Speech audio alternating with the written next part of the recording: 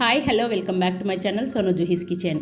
ఇవాల్టి మన రెసిపీ మంచి టేస్టీగా టిఫిన్లోకి సాంబార్ రెసిపీ చూపించబోతున్నాను. ఇలా ఇంట్లోనే చాలా ఈజీగా idli with sambar recipe combination చాలా అంటే చాలా బాగుంటుంది. తప్పకుండా ట్రై చేసి చూడండి.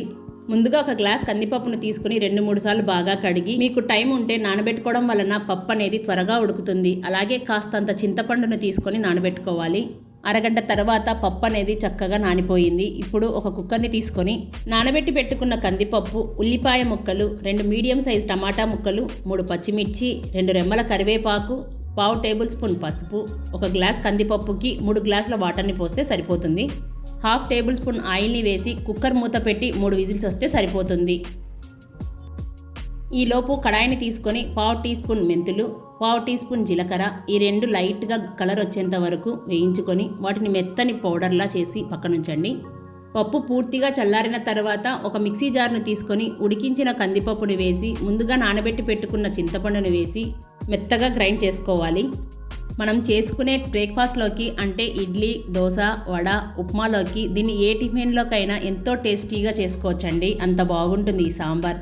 ఇప్పుడు స్టవ్ మీద కుక్కర్ని పెట్టుకొని 3 టేబుల్ స్పూన్ ఆయిల్ని వేసి చిటికెడు మెంతులు, పర్టికులర్గా ఈ సాంబార్లోకి ఇలా మెంతులు వేయడం వలన మనం చేసే సాంబార్ టేస్ట్ అనేది చాలా బాగుంటుంది. అలాగే 1/2 టేబుల్ స్పూన్ ఆవాలు, జీలకర్ర, 2 ఎండుమిర్చి, చిన్న ఉల్లిపాయలు ఒక 15 వరకు తీసుకున్నాను. మీ దగ్గర ఇలా చిన్న ఉల్లిపాయలు లేకుంటే నార్మల్ ఉల్లిపాయలు పొడవుగా కట్ చేసుకొని అయినా తీసుకోవచ్చు.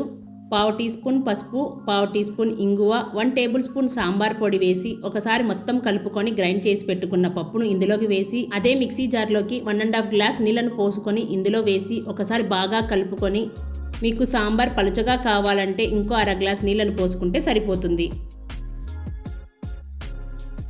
ఇప్పుడు ఇందులోకి 1/2 టేబుల్ స్పూన్ కారం, 1/2 టేబుల్ స్పూన్ ధనియాల పొడి, రుచికి సరిపడా ఉప్పు ఇవన్నీ వేసి బాగా కలుపుకొని, ఈ సాంబార్ ఎలా అయితే మరిగి చల్లారుతుందో అలా దగ్గర పడుతుంది. కానీ ఇలా పలుచగా తీసుకుంటే కరెక్ట్గా సరిపోతుంది. ఫ్లేమ్ని మీడియం ఫ్లేమ్లో పెట్టుకొని 10 నిమిషాలు మరిగించాలి. ఇలా సాంబార్ మరగడం స్టార్ట్ అయ్యాక ముందుగా మనం వేయించి పెట్టుకున్న జీలకర్ర, మెంతుల పొడిని యాడ్ చేసుకోవాలి. ఒకసారి కలిపి సాంబార్ని మరో 5 నిమిషాలు మీడియం ఫ్లేమ్లో పెట్టుకొని సన్నగా తరిగిన కొత్తిమీరను వేసుకొని బాగా కలిపి మరిగించాలి.